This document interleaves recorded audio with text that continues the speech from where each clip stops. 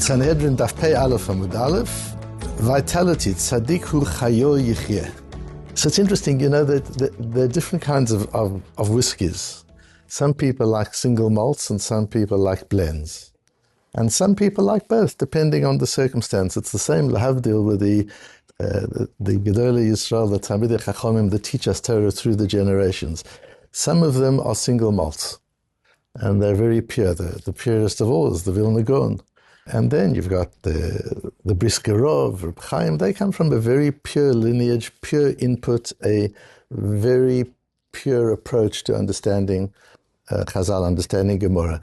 And then you've got the blends, and this week has been a week of blends. We had Reb Michael Feinstein and we had Rabbi Lapin learn with us this week and teach us this week. And there are people who had a blend of the Brisker approach as well as the Derech HaGayon of Reb Shimon Shkop and other Rosh Yeshivas of the time. Today I had the pleasure of learning with another blended mind, but an earlier one from the beginning of from the end of the 18th century, the Sefer HaMakneh. And the Sefer HaMakneh is a blend not just of the kind that we've had this week, a bigger blend. He's a blend of the real Gedolei Yisrael. He was the Rebbe of one of the Rabbeim of the Chassam Sofer. He was a colleague of the Noida B'Yehuda.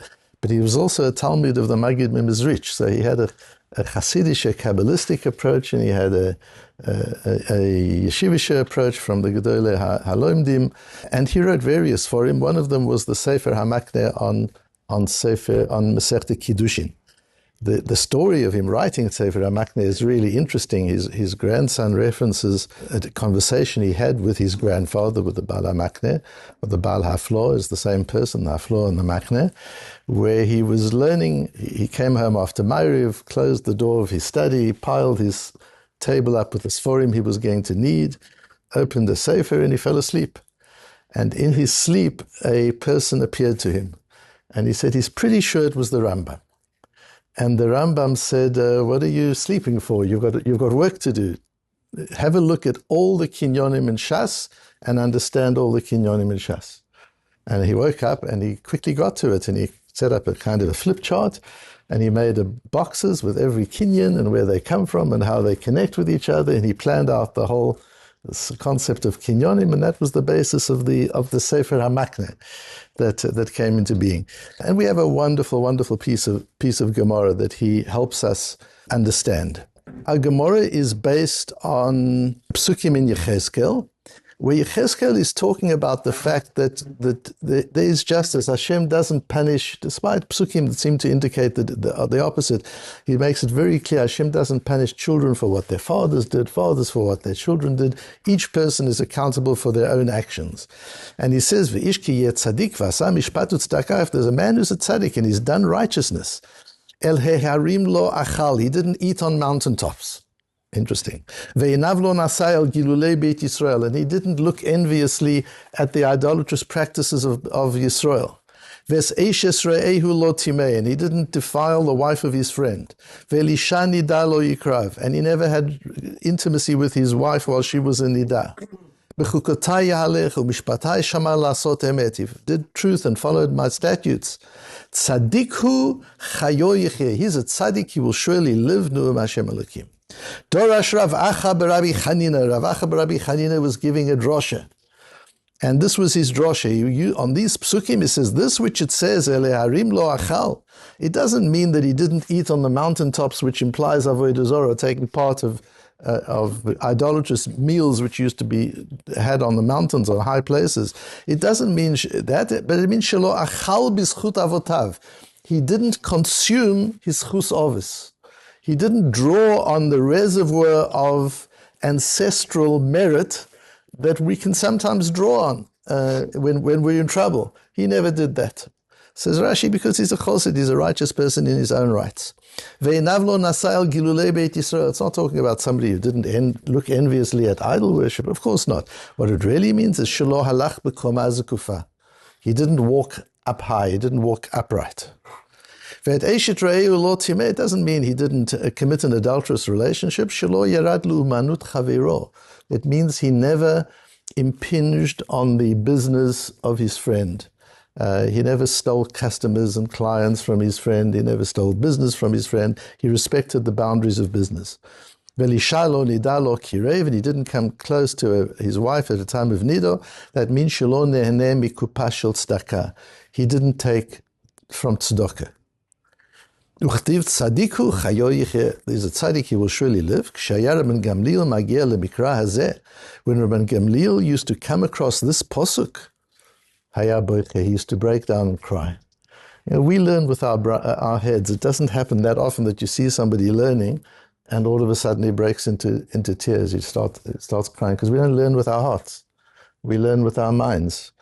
And we've got to learn both, with left and right brain. We've got to learn with head and heart. Everything, even the things that are very technical, always to learn with head and heart. And when Gamliel learned with head and heart, and when he just broke down crying, somebody who does all these things, he lives. And if you only do one of them, you don't live. What does that mean, you don't live? What does it mean, you're dead? Hashem kills you? There's a threat of death, of execution for that? What does it really mean? Let's unpack the Gemara. Firstly, Rashi says clearly the posuk cannot be taken literally, because it says afterwards is a tzaddik and he will surely live. Lomar ze tzaddik amur val kochach mishum delo avid hani lav tzaddiku im avar avirot achirot. Clearly he can't be a tzaddik if he kept these things. He didn't go onto the mountaintops and eat from the sacrifices. He didn't commit adultery. What are you going to say? You're a tzaddik? He didn't keep Shabbos, he didn't keep Kashrus, he spoke Lashon Hara. But maybe there are all sorts of other things that he did. Just these three things makes him a tzaddik. Elalav k'mishmaute medrash. Says Rav Acha barav Chanina, clearly the posuk has to be understood with much more subtlety. These are metaphors for much finer averot that are linked to those, but are different. So El Harim lo achal, he didn't consume from the reservoirs of the mountains, of the overs, of the great people. Lo alach b'komaz kufa, he didn't walk with an upright mind, and why that's idolatry, we'll see in a minute. And he didn't defile his wife, because a person is very attached to his profession. If a person invests in his profession, trains in his profession, does it honestly and slowly builds up his business or his profession step by step, each investment that he makes in it brings him closer. He loves it. He feels close to that. I was talking to my dentist, Solly Bergman. We all know him. I think he listens to the shir also. And he was just telling me how he loves his profession and how important it is to love your profession. In his case, we discussed why it was, what's there to love about being a dentist.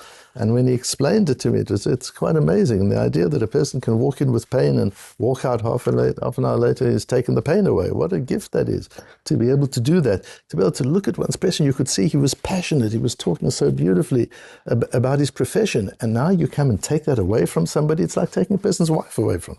It's something that one feels so close to and intimate to.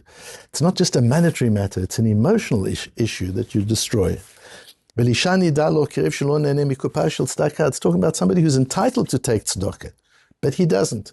He rather makes things very difficult. The Rambam talks about somebody who's, if you really have to take tzedakah, otherwise you're going to die of hunger, and you don't, the Rambam says that's ridiculous. Then you're dying of arrogance, you're not dying of poverty.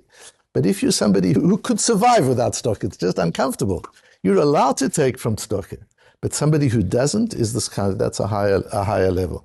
And it's compared to the ishtonida. It's your wife, you're not with somebody else, but it's not at the time, not at the right time. It's not appropriate, even though the relationship is a kosher relationship. Taking money from tzedakah when you're in such a difficult position is kosher, but it's not 100%, it's not appropriate. So that's how they work this out. There are two difficulties that I have with the Gemara. The one is, so what is Rashi saved? So yes, Rashi now says it can't mean simply because clearly somebody only does these things isn't a tzaddik if he does other bad things. So now we've said it's a different set of things. So what, if he does this, he doesn't walk upright, he walks with a bit of a bow, and he doesn't draw on his chusavos, that one maybe is easier to understand, and he hasn't taken from tzedakah, but he does all sorts of other terrible things. What have we gained by this?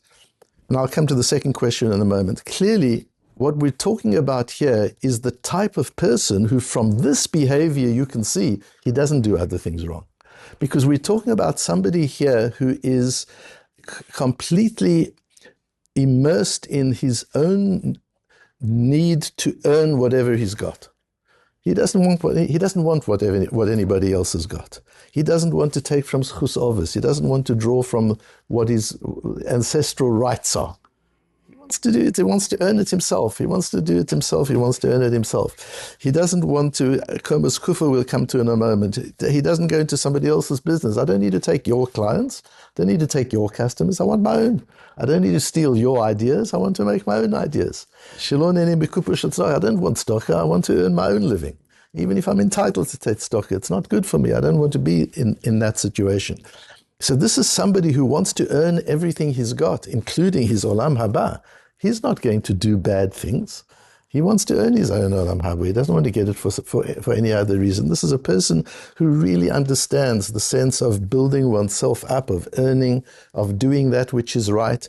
And such a person is not going to do other averas. And if he does, it's going to be b'shogeg. It's not going to be intentionally.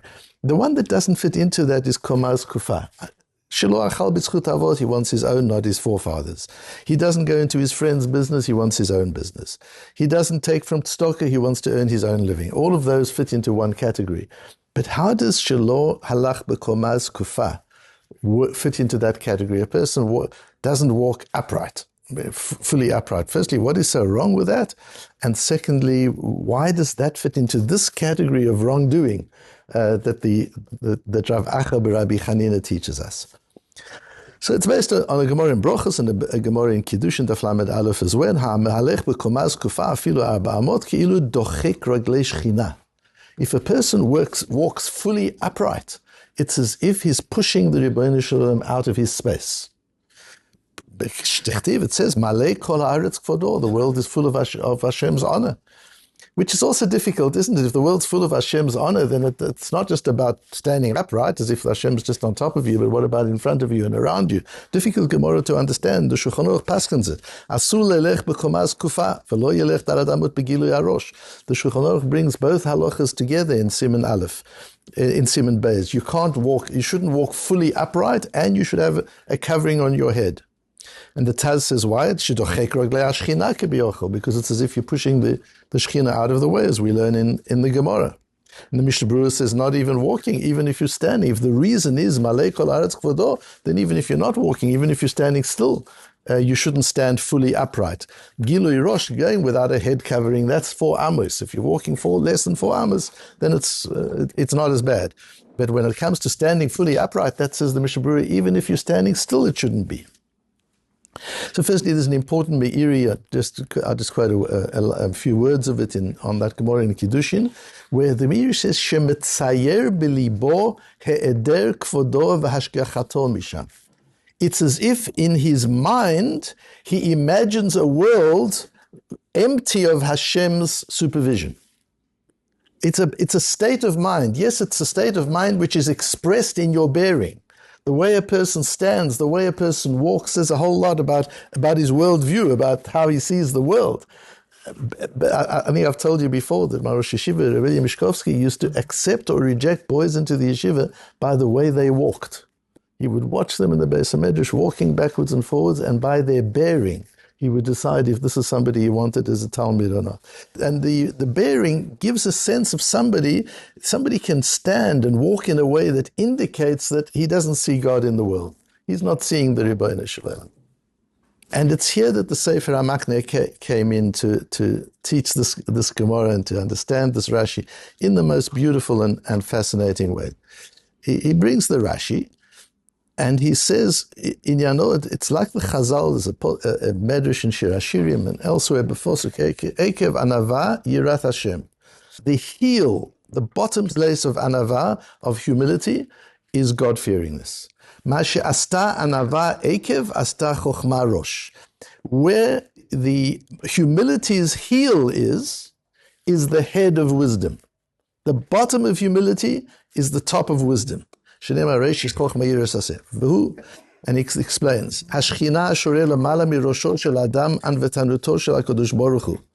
it's the most humble thing of the Ribbono Shel Olam that he brings his Shechina down up to the level of our heads.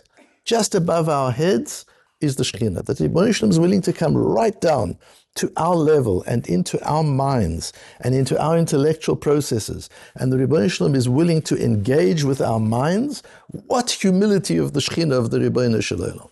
And therefore, Shishkin Shechinato al Roshei Am Kadosh v'shoreh al midat ha'chochma, k'mo she'amru. Ein ha'shechina shoreh ela al chacham. The Shekhinah is on a chacham. You've got to have wisdom. The Shekhinah is not with a person if his mind isn't engaged in wisdom. But if your mind is engaged in wisdom, the Shekhinah is with you. Ulekach ra'ui la'adam lichfof rosho me'imat ha'shechina. So now your bearing has to project and show as the bearing of somebody who's in the presence of the Shekhinah. You've got to stand as if the Shekhinah is really right there, right by your head. There needs to be just a bit of a head bowing. You're not looking up there. He's not talking about walking in a stoop. It's just your head to be a little bit bowed, just to show something that you recognize that there is a force around you. There's a power around you responsible for your thoughts and your success.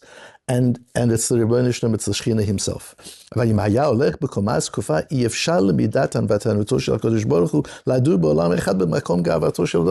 says, if he's arrogant, it's not possible for the Shekhinah to be there. The Shekhinah can't be there. And not only that, he says, but chokhmato mistalek. Eventually his wisdom also goes.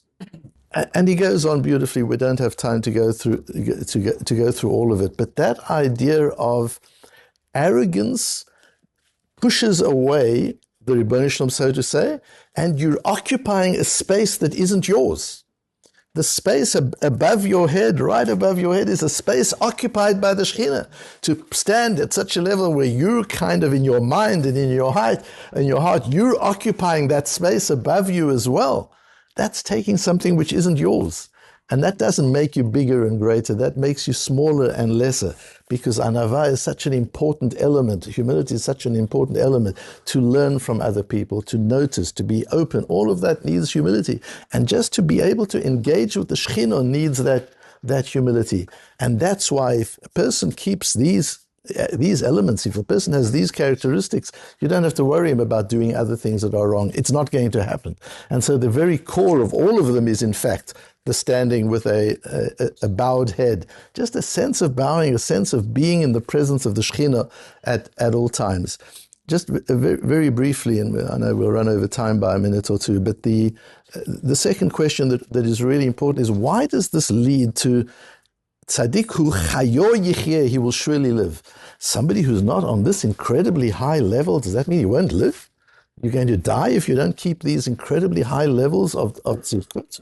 And there's a very beautiful Netziv. It's interesting, we've had the Netziv twice this week, where the Netziv says what went on. Imagine Yaakov Avinu is who he is, the grandson of Avraham, the son of Yitzchak, the head of the spiritual world, Lahavdil Elef Havdolas. Imagine the Pope magnified 1,000 times. He's the head, the most spiritual person, a person who understands Hashem. Meets with Paro, king of Egypt. What a meeting. What happens in that moment? What would the king of Egypt, a man so wise and full of leadership and noble tradition, meets the most holy man in the world? What do you say to him? What do you ask him? What's the first thing you say? What does Paro say? How old are you? Says the Netziv, that doesn't make sense. That's not what Paro would ask. And why would the Torah record such a trivial part of their conversation? Why not tell us what they really talked about? Because it wasn't about his age. Why aren't we hearing? Explains the Netziv. Because the concept of Chaim, sometimes it means life as opposed to death, and sometimes upam al yemei hatzlacha. Sometimes Chaim means vitality, success, the way a person lives and operates when he feels successful. And he says that the greatest feeling of chayus comes from a person who's had to struggle for his success. It wasn't handed to him on a platter. He had years when he wasn't successful. He had years when he had to suffer. And then the success blossoms. That's a vitality in old age that he never even experienced in his youth. In his youth, he struggled and he suffered. Paro's curious. He says, you're so successful. You come here, your son is the king of Egypt. Your family comes. Each one of them is a prince. You're powerful. You're important. You're learned. You're righteous. Such a successful man. and you look in your eyes, I look in your eyes and in your face, and I see pain and suffering. Asks Paro, how long is it that you've been successful? Paro's interested in the pivot. What was it? When did it happen? How did you turn from somebody who was suffering into somebody who's successful? Because that will teach me the key to life. That's an important thing that I've got to learn. That's how the Netziv learns that conversation. And if we go back now to understanding this piece of Gemara as we have, and particularly with the Makne's lens onto the idea of humility and arrogance, then we begin to realize somebody who is humble to that degree, somebody who wants to earn everything himself, somebody who doesn't want to take customers or clients or ideas from anybody else. He's not a cutter and paster. He's an innovator. He's a generator. Somebody who doesn't take from stock, doesn't take from money that he hasn't earned. Such a person's going to have a hard life. It's not going to be easy.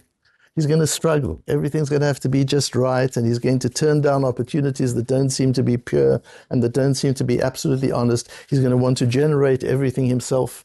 But as the Tzedek says in the Hakdama to the Shev Shmeitzer, the difference between a boer and a mayon is mayim chayim. Life is somebody who generates their own, who is mechadish, who innovates. That's life. And when a person has gone through their life struggling to be the innovator, struggling to earn their own income, struggling to make their own business, to make their own area, to excel in their own unique way, to be their own unique person, not to imitate and to copy and to cut and to paste and to quote, but to actually go deeply into themselves and live themselves. What a hard life such a person has, like Yaakov Avinu. But at the end, explains the Netziv, comes the Hatzlocha. Then there comes the kind of vitality that is so intriguing to Paro that he's got to say, what's the story of your life? How did you turn from somebody who struggled into somebody that has this level of vitality that comes from living a life of somebody שלא יאכל בזכוס אובס, שלא הלך בקומה זקופה, שלא ירד לעומתו של חברו, שלא נהנה מקופה של צדקה. Somebody insisted on living his life by his own resources and not taking that which is not his.